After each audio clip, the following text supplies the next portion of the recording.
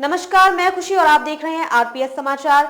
आइए रुक करते हैं आज की बड़ी खबर की ओर। अकेले बांगरमऊ विधानसभा ने दिए हैं जिले को 9 सांसद। आजादी के बाद जिले को पहला सांसद देने वाले बांगरमऊ विधानसभा क्षेत्र का लोकसभा चुनावों में 37 साल दबदबा रहा है। विधानसभा की अहमियत का अंदाजा इसी बात से लगाया जा सकता है कि अब तक लोकसभा के 17 आम व एक उपचुनाव में 9 बार बांगरमऊ निवासी प्रत्याशियों ने ही जीत दर्ज करके दिल्ली की दूरी तय की है। वर्ष 1962 से अस्तित्व में आई बांगरमऊ विधानसभा में अब तक 15 चुनाव, एक उपचुनाव हो चुके हैं। वैसे भारतीय जनता पार्टी के लिए इस विधानसभा सीट पर जीत हासिल करना 2017 से पहले एक सपना था। सपा छोड़कर भाजपा का दामन थामने वाले कुलदीप सिंह सेंगर ने पहली बार इस सीट पर कमल खिलाया था।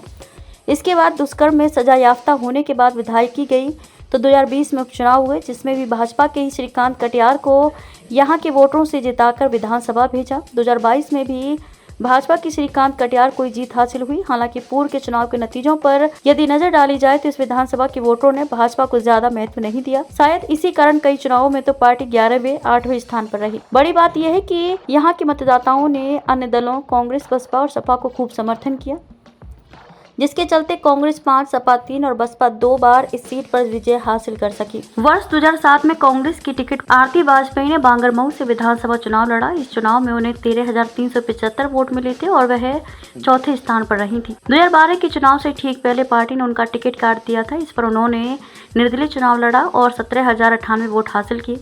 बड़ी बात यह रही कि आरती वाजपेयी दिग्गज दिवंगत कांग्रेसी नेता गोपीनाथ दीक्षित की बेटी हैं। उनके पिता को तो जनता ने वर्ष 1969, 1980, 1985 और 1991 में बांगरमऊ से ही जिताकर विधानसभा भेजा, लेकिन बेटी को जनता ने एक भी मौका नहीं दिया। उपचुनाव में कांग्रेस ने फिर से आरती वाजपेयी पर भरोसा जताया, लेकिन इसमें भी आरती को निराशा ही हाथ लगी और उन्हें दूसरे नंबर पर संतोष करना पड़ा। 3 बार सपा की साइकिल बनी लोगों की पसंद। कांग्रेस के हाशिए पर जाने के बाद इस विधानसभा क्षेत्र में सपा की साइकिल लोगों की पहली पसंद बनी। इसमें 1993 में चौधरी अशोक कुमार सिंह, 2007 में कुलदीप सेंगर, 2012 के चुनाव में बदलू खान ने बाजी मारी, जबकि 1996 व 2002 में बसपा से रामशंकर पाल क्षेत्र की जनता की पसंद बनी। अब तक ये चुने गए हैं विधायक। वर्ष विधायक पार्टी 1962 सेवाराम सुरक्षित कांग्रेस, 1967 में शिव गोपाल बीजेएस, 1969 में गोपीनाथ दीक्षित कांग्रेस से, 1974 से बीकेडी से राघवेंद्र सिंह, 1977 में जेएनपी से जगदीश त्रिवेदी,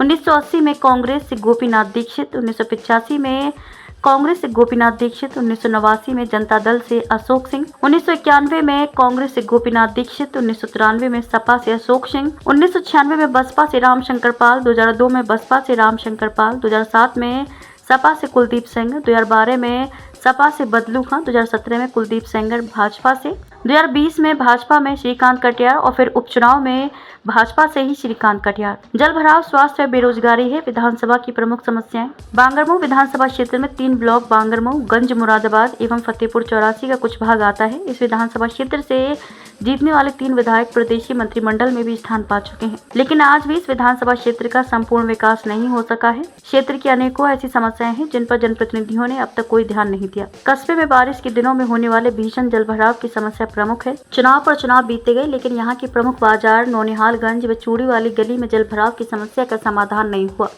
वहीं कस्बे के अंदर रोड कम चौड़ी होने के कारण अक्सर जाम की समस्या बनी रहती है। सामुदायिक स्वास्थ्य केंद्र तो है, लेकिन यहाँ इलाज कम, मरीज रेफर ज्यादा किए जाते हैं। साफ सफाई की भी स्थिति बहुत ज्यादा अच्छी नहीं है। अभी कुछ दिन पहले शासन द्वारा की गई समीक्षा में बांगरमऊ का प्रदर्शन सबसे खराब रहा था। पालिका को 24 नंबर में मात्र 8 अंक मिले थे। बेरोजगारी सर्वाधिक है। क्षेत्र के अधिकांश लोग महानगरों में पलायन करके रोजी रोटी कमाने को मजबूर हैं, लेकिन इस समस्या की ओर किसी भी जनप्रतिनिधि ने आज तक रोजगार पर ध्यान नहीं दिया। छोटा मवेशी व गंज मुरादाबाद रेलवे हाल्ट भी है बड़ा मुद्दा। कस्बा गंज मुरादाबाद बांगरमऊ विधानसभा क्षेत्र के 3 ब्लॉकों में से एक है जो हरदोई की सीमा पर बसा हुआ है। इस कस्बे में कई ऐसी ज्वलंत समस्याएं हैं जो लंबे समय बाद भी जस की तस बनी हुई है। सबसे बड़ी समस्या छोटा मवेशियों की है। कई गौशालाएं होने के बाद भी किसानों को मवेशियों से राहत नहीं मिल पा रही है। कस्बे के रेलवे हाल्ट पर यात्रियों को समुचित सुविधाएं नहीं मिल पा रही हैं। यात्रियों को बैठने तक के लिए कुर्सियां नहीं हैं।